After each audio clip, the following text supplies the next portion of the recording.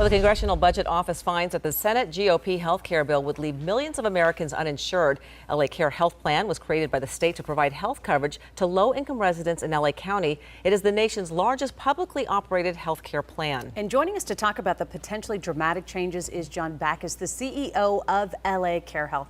John, thank you so much for joining us. This is a very complicated subject, so let's talk about it. The Congressional Budget Office says about 22 million people will be without insurance. What do you think of that estimate? Well, I think it's compatible with the estimate that we had for the House bill that was passed in May. But I think what that misses is that there are 74 million people covered by Medicaid. And at the heart of this bill, which has gotten very little attention, is that they're proposing to change how Medicaid is funded. So all 74 million of those people, men, women, children, developmentally disabled adults and children, as well as elderly people in nursing homes, are going to have less money for their coverage. What do you think the chances of it passing are? I'm discouraged that I think that they will come to some compromise and it could pass. And I think that's going to be a tragedy. Right.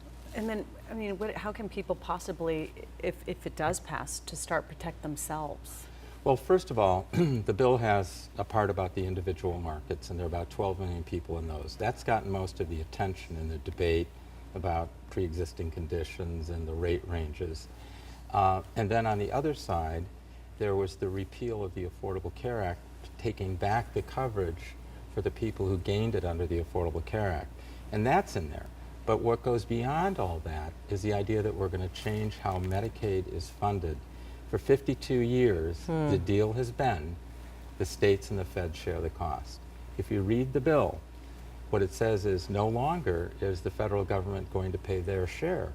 They're going to figure out an arbitrary amount, cap it, and then going forward, it will go up at a consumer price index that has nothing to do with the actual cost of providing care. So that 10 years out, we'll be facing a 25% shortfall in funding to take care of these 74 million people.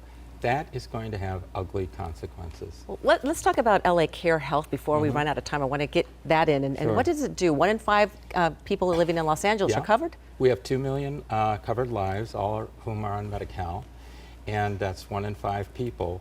We organize a delivery system of hospitals and doctors that are made available to anybody who qualifies for Medi-Cal or Medicaid and signs up for our plan.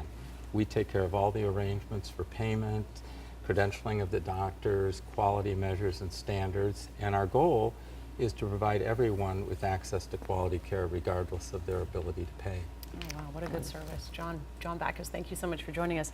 And if you want to learn more about the LA Care Health Plan, go to their website at lacare.org. So much to know about all this stuff. So thank you very much for joining us today.